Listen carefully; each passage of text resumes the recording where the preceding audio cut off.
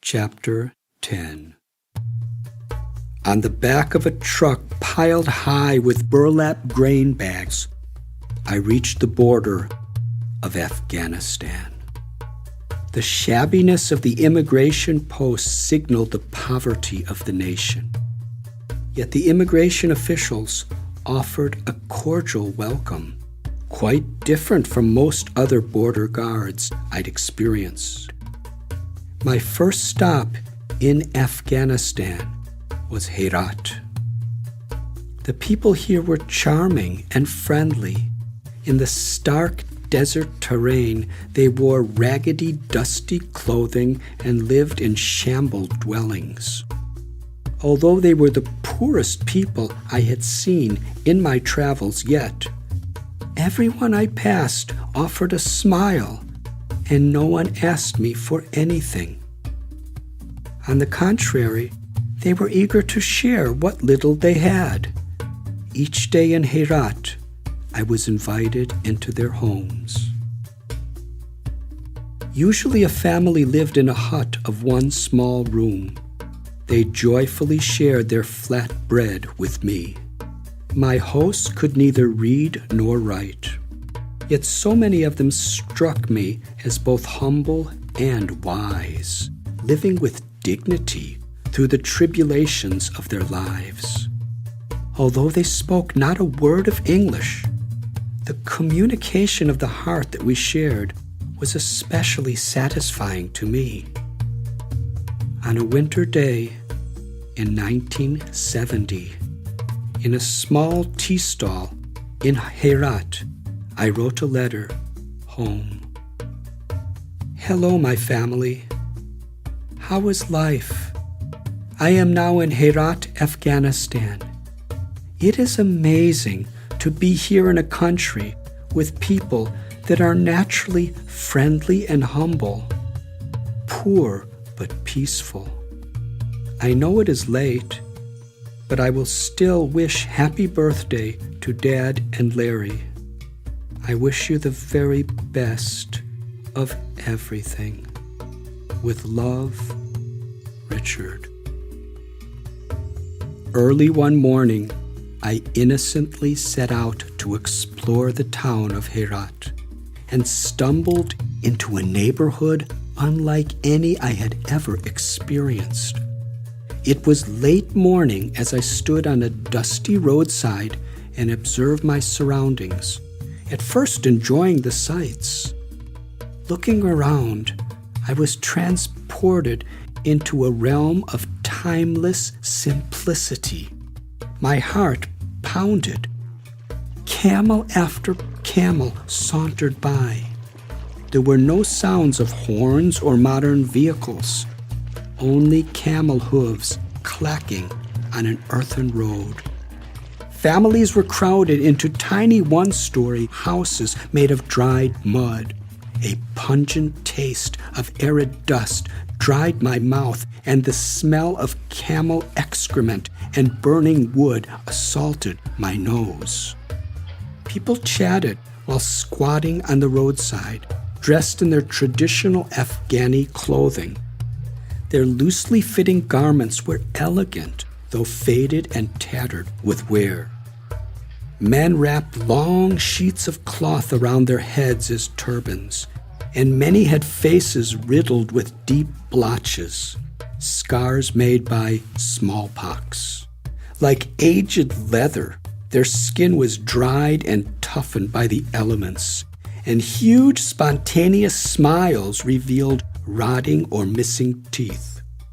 Baggy shirts extended below their knees as they performed their chores, apparently with no concern for time. Women covered their faces with a fine mesh and wore blue or black gowns that reached from the top of their heads down to the ground, leaving no trace of their bodies visible. A blind man sat on the road singing religious songs in a high voice as he thumped the skin of a drum. It was cold, but smoke from cooking fires filled the air. Suddenly, Quite unexpectedly, I was literally brought to my knees by culture shock. My eyes burned from the smoke. I felt dizzy and nauseated, deeply disoriented and afraid. All at once, I found it impossible to identify with anything my five senses perceived. Utterly alienated, my ego succumbed to a painful breakdown. On my knees, sweating with emotion, I struggled to connect something to the world that I knew. I failed. I felt totally disconnected. Although the dire poverty was disheartening, the people of Herat appeared to be the happiest, most carefree people I'd ever seen. This surreal combination of poverty and happiness short-circuited my intellect. Old men sat on the roadside smoking from large water pipes. The scent of the arid desert blended with the acrid aroma of hashish. The sights, smells, and sounds were disconcertingly foreign to my senses. I was alone in a culture where nothing existed that I could relate to. As I sat motionless on that roadside, a lonely alien in a distant universe, I prayed to be spared from this confusion. What was happening to me? What was the cause of this bewilderment? Why was I so affected? I grappled to find myself. From birth, I'd identified with my external surroundings. Not until this moment could I fathom the extent to which I had been conditioned. Just as wearing green-colored glasses tinges everything we see as green, so according to our surroundings and experiences, we have a particular perception of reality. The conceptions perceived by my body and mind had become my identity. Now those familiar conceptions had evaporated, casting me into a void. God, please help me. Who am I? Who am I? Who really am I?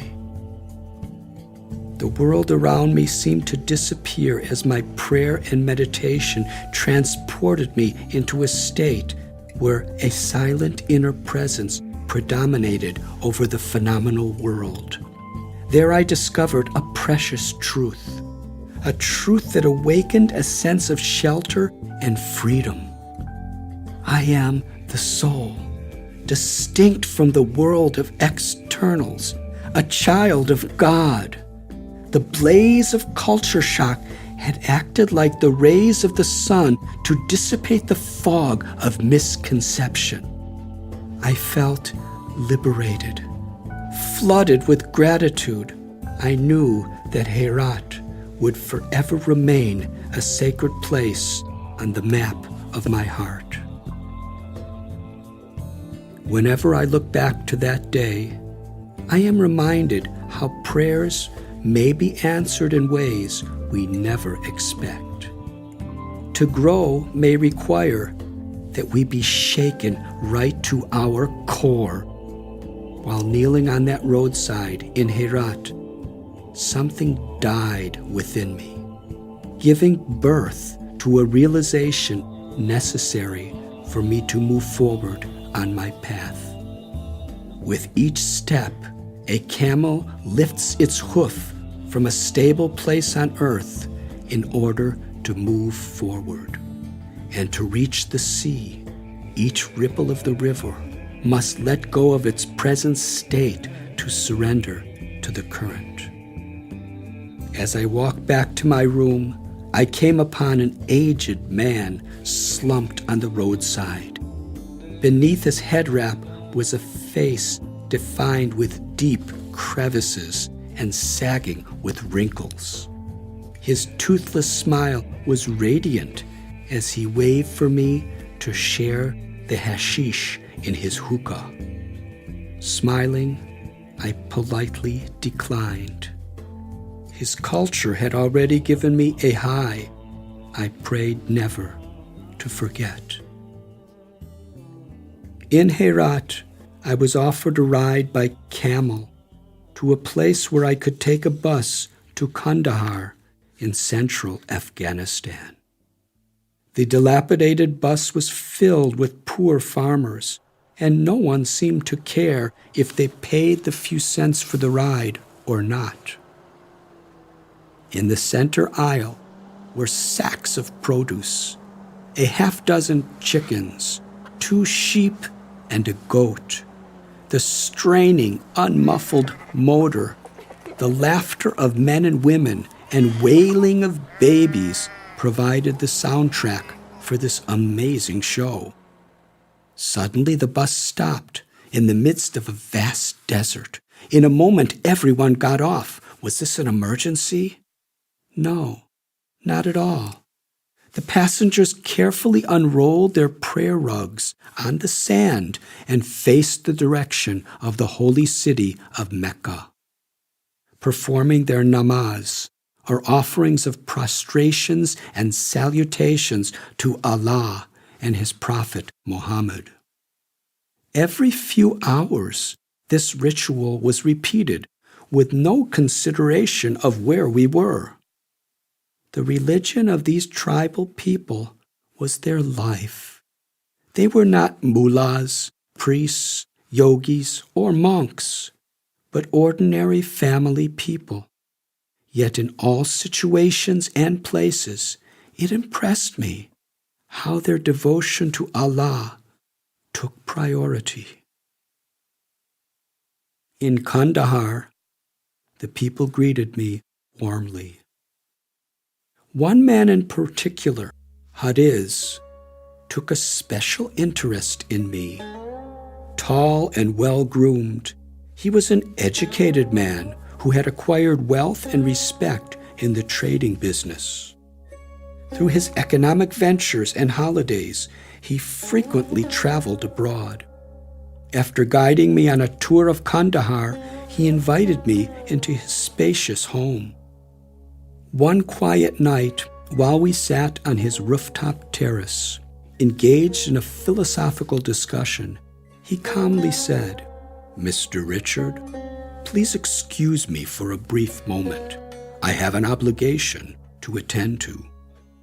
Suddenly he jumped up from his chair, cocked his head to the moon, and began to howl like a wolf. "Awoo! Awoo! Awoo!" What was going on? Had this distinguished gentleman gone mad? He grabbed a long rope with a loop at the end, raced to the edge of his roof, and hurled it down to the road. What in the world was he doing? With rapt attention, he slowly reeled the rope in. To my amazement, he had fished up a wriggling rodent the size and shape of a ferret. I watched in wonder.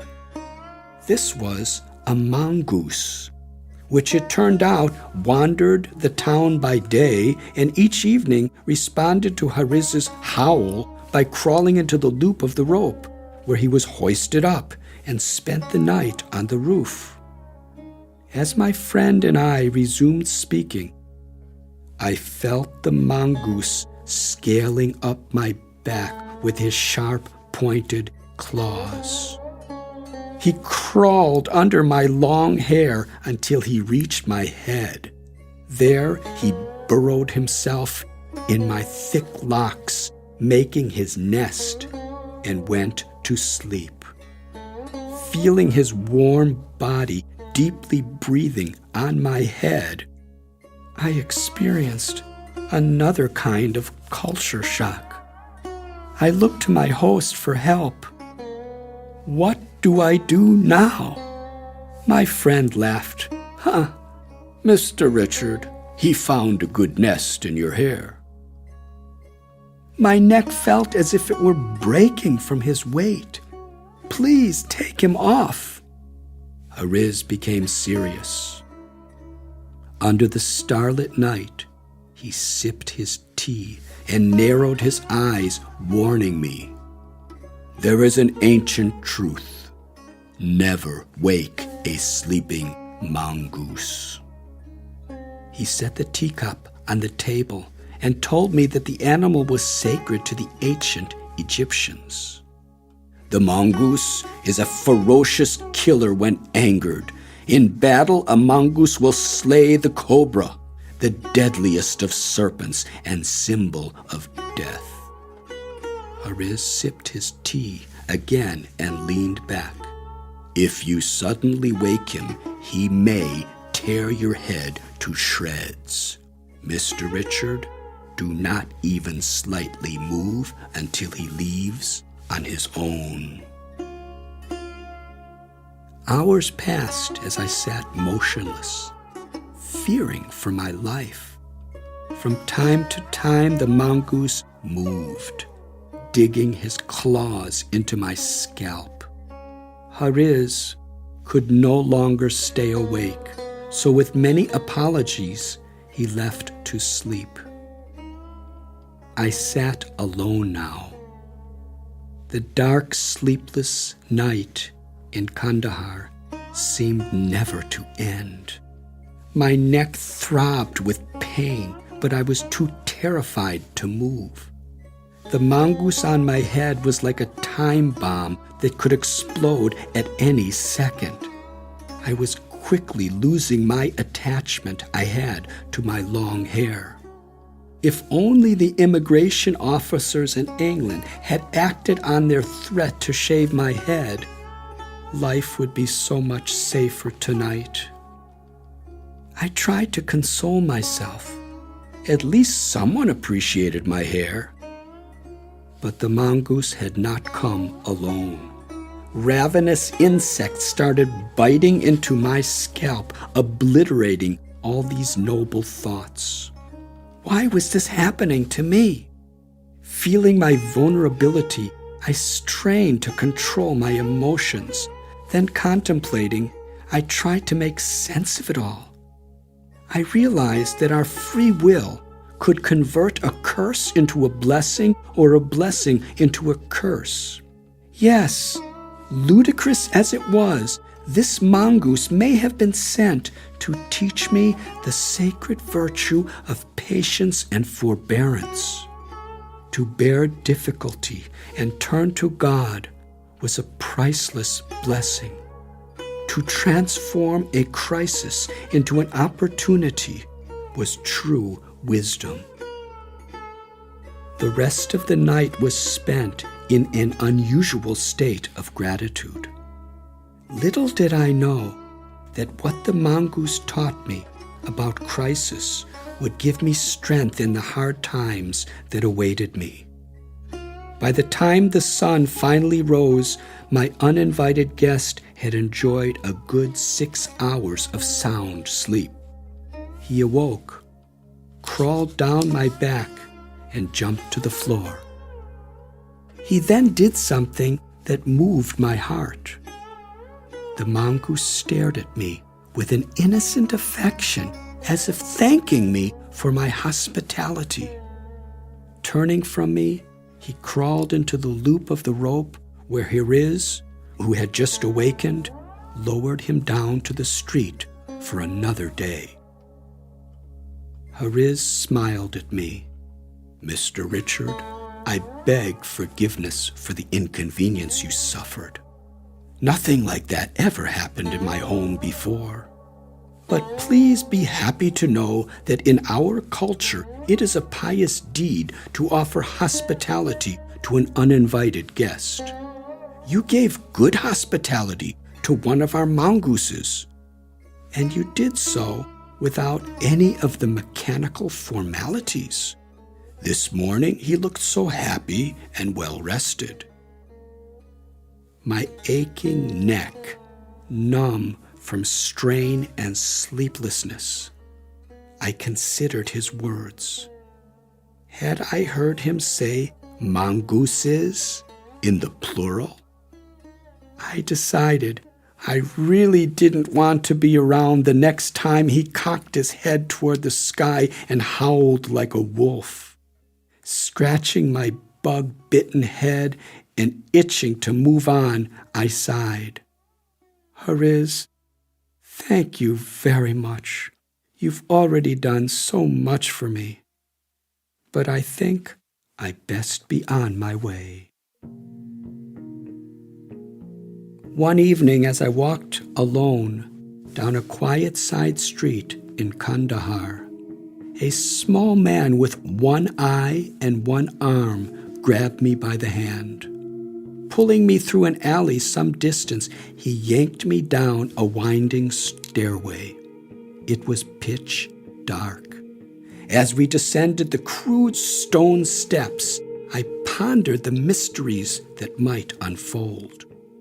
Once underground, I was pushed into a dark, chilly dungeon. As my eyes adjusted to the darkness, I saw a tarnished lantern shedding meager light. Its flame flickering on a crumbling stone ceiling and walls, where cobwebs and iron chains hung ominously. There was not a single window or piece of furniture. On the dirt floor squatted a dozen barefoot old men in soiled, tattered robes and turbans. They huddled around a shadowy mound. What could it be? As my eyes adjusted to the darkness, I saw it was a mountain of Afghani black hashish. Perhaps a couple 100 kilos. Back in Europe, I had been told that this was among the most expensive and powerful hashish in the world. The poor old men were continuously tearing chunks from the mountain and forming palm-sized patties for easy smuggling. My escort abandoned me to a corner as he joined the others in making hashish patties. How strange, I thought. What am I doing here? I probably couldn't find my way out even if I tried. Someone then rose to his feet and lit a flaming torch. Like a high priest on procession to the altar, he marched to one side of the room. There stood what appeared to be the venerable deity, a massive hookah. The man proceeded to feed the giant mouth of the pipe with kilos of hashish and ceremoniously lit it with the torch. Just then, another man rose, approached the long upward curving spout, and with all his strength inhaled long and forcefully until his lungs were filled to the brim. Then, removing his mouth from the spout, he exhaled, only to inhale another dose. Again and again, he forcefully sucked in great volumes of hashish smoke. It was beyond belief. Soon on its own, a thick stream of smoke was gushing out from the spout. Yet he kept puffing and puffing. It was superhuman. When he reached the point beyond even superhuman limits, his lungs revolted. Tumbling to the ground, he lurched uncontrollably, coughing so severely I expected his guts to come pouring out. Meanwhile, everyone else was nonchalantly rolling his hashish patties. Then the next man stepped up to the ominous hookah and repeated the same ritual. He sucked and sucked, perhaps 20 times. The smoke poured out from the spout, and finally reaching the climax, he collapsed to the earthen floor. Tossing and turning, he too coughed incessantly. Everyone in the room repeated this same unbelievable spectacle. When he'd gained control of his coughing, each man would calmly join his brothers in making patties while squatting around the hashish pile, giving way to the next victim of the hookah. Each man took his turn in rotation several times as the all-devouring hookah consumed kilo after kilo and smoker after smoker. I thought, These old Afghanis are certainly postgraduates in the art of getting high. In comparison, the proud hippies of the West are hardly toddlers in the nursery school. A dense cloud of hashish smoke hung in the airless dungeon. My eyes burned. Simply by breathing the air down there, I had become higher than ever before in my life. My turn had come. They pulled me up to the hookah. Was I to be the next sacrificial offering to their deity? A dense stream of hashish smoke was pouring out of the wide spout. How to approach it? I wobbled forward. I hadn't even reached the spout to begin sucking when the stream of smoke attacked my lungs like a serpent rushing into a mouse hole. To the ground I collapsed, rolling violently back and forth. Tears sprang from my eyes as I coughed so severely that I thought my lungs and throat were being ripped to shreds. Meanwhile, the veteran smokers slapped their knees, shook, and howled with laughter. For here I was, a young American, 1/3 their age, and I couldn't even reach the spout. This was their nightly recreation. But it was too much for me. I crawled back into my corner, slumping against the wall. Rushes of energy paralyzed my every limb, while strange visions appeared in the immense cloud of smoke. All sound was a strange music, and my mind seemed to be whirling and whirling beyond time and space. I could not move, and there was no place to go. My eyes burned with tears. Hallucinating, I watched the billows of smoke rising from the hookah, taking the form of ghostly demons coming to devour me. I reflected on the times I'd sought relief, happiness, or meaning through intoxication. What had I gained? My mind wandered back to the sight of the drug addicts and alcoholics I encountered on the skid rows of American cities. Acquaintances in college had succumbed to drugs, becoming helpless slaves to their addiction. I remembered a dear soul who went insane from too much LSD. An intelligent college student, she started chirping like a bird.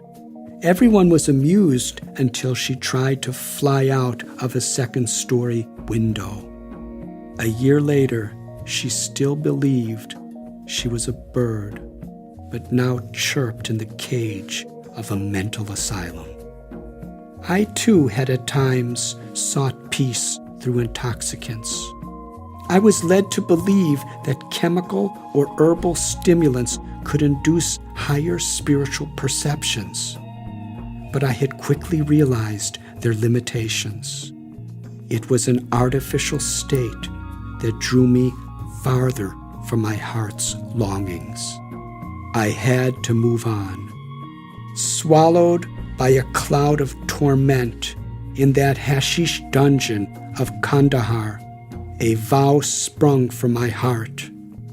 Dear Lord, I will never again indulge in intoxicants. I stumbled out of the room and onto the street, still reeling. One last evening in Kandahar, while in a dim, crowded tea stall, I squatted on the floor with the locals. Suddenly, everyone's attention focused on a blind boy who stumbled in carrying a rustic wooden instrument with a single string nailed across it. He was perhaps 16 years old, and like the others, wore soiled rags that loosely covered his emaciated body. My heart quaked. Nothing covered his blinded, disfigured eyes. Despite his extreme poverty, he smiled radiantly as he poured his heart into singing songs in praise of Almighty Allah as he thumped that one-stringed instrument. His sweet voice and sincere emotion hypnotized all 6 of us crowded in that tiny shack. An hour passed as the spontaneous joy of that blind boy lit up the room with a supernatural joy. He plucked upon his one string and cried in praise of God. I was moved. He was homeless, blind, illiterate, and poverty-stricken. Yet even in his humbled state, he sang of the vast treasure of joy he had found within his heart, his love of God. Kandahar had been extraordinary. From a mongoose I had learned patience, from a den of hashish addicts, temperance, and from a blind boy, spiritual joy. Grateful for all I had learned in that city, I bade it farewell.